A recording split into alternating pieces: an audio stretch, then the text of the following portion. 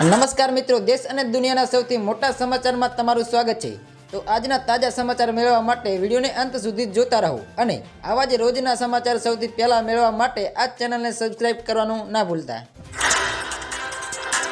મિત્રો, આજના સૌપ્રથમ મહત્વના સમાચાર જાણી લઈએ તો ગુજરાતમાં ભારે વરસાદની આગાહી કરવામાં આવી છે।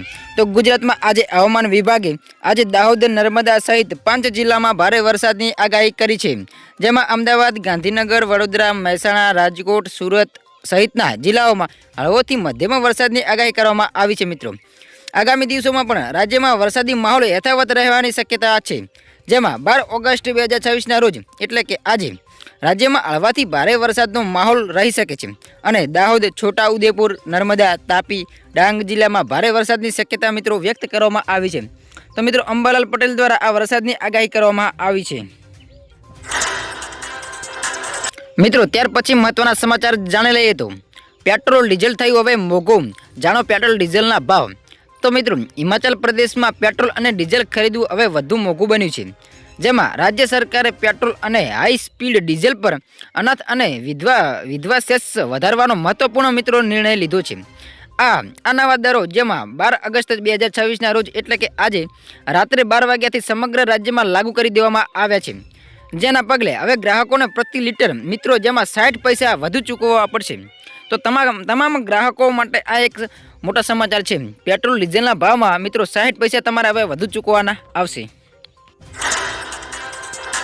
મિત્રો, ત્યાર પછીના મહત્વના સમાચાર જાણી લઈએ તો જૂની પેન્શન યોજના એટલે કે ઓપીએસની આશા પણ હવે મિત્રો ન રાખતા, કેમ કે ઓલ્ડ પેન્શન સ્કીમ ઓપીએસની બહાલીની રાહ જોઈ રહેલા મિત્રો સરકારી કર્મચારીઓ કેન્દ્ર સરકાર તરફથી એક મોટો ઝટકો લાગ્યો છે, જેમાં નાણાંના રાજ્યમંત્રી પંકજ ચૌધરીએ લોકસભામાં સ્પષ્ટ કર્યું છે કે ઓપીએસને ફરીથી લાગુ કરવાનો હાલમાં કોઈ પ્રસ્તાવ સરકારના વિચારાધીન નથી।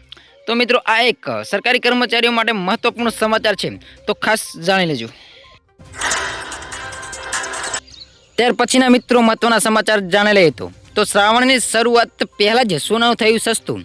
તો મિત્રો, સોનાની વાત કરીએ તો સ્થિરતાના એક દિવસ પછી જ છેલ્લા 2 દિવસમાં 24 કેરેટ સોનાના 10 ગ્રામના ભાવ 390 અને 22 કેરેટ સોનાના ભાવમાં 360નો ઘટાડો થયો હતો મિત્રો, જેમાં આ તે સમયગાળા પછી તે જ્યારે 9 ઓગસ્ટના સ્થિરતાના દિવસે જ પહેલા જ સતત 4 દિવસમાં 24 કેરેટ સોનાના ભાવમાં મિત્રો 8,350 અને 22 કેરેટ સોનાના ભાવમાં 7,650નો વધારો થયો હતો। તો મિત્રો, સોનાના ભાવમાં કોઈ લાંબો વધારો થયો નથી કે લાંબો ઘટાડો થયો નથી। તો મિત્રો, તમે સોનાના ભાવ જોઈ શકો છો, શ્રાવણ પહેલાં જ મિત્રો તેના સોનાના ભાવ વધઘટ થવા લાગ્યા છે। ત્યાર પછીના મહત્વના સમાચાર જાણી લઈએ તો મિત્રો, તો એલપીજી ગેસ સિલિન્ડર વાપરો છો તો મિત્રો આ કામ કરી લેજો, નહીંતર એલપીજી ગેસ સિલિન્ડર મળશે નહીં। તો એલપીજી સિલિન્ડરની ઈ-કેવાયસી નહીં કરાવી હોય તો ગેસ કનેક્શન સસ્પેન્ડ થઈ શકે છે, જેમાં ઇન્ડિયન અને એચપી અથવા ભારત ગેસ કંપનીના ગેસ સિલિન્ડર પર આ પોલિસી લાગુ કરવામાં આવી છે અને આ સમગ્ર વિષય પર જે તે ગેસ કંપનીઓ પોતાના ગ્રાહકોને મિત્રો SMS દ્વારા જાણ કરી રહી છે અને 16 ઓગસ્ટ સુધીમાં આ અંગેનું કામ પૂર્ણ થયું નહીં હોય તો ગેસ કનેક્શન સસ્પેન્ડ થઈ શકે છે મિત્રો, અને આ પછી ગેસ સિલિન્ડર મેળવવામાં મુશ્કેલી ઊભી થઈ શકે છે।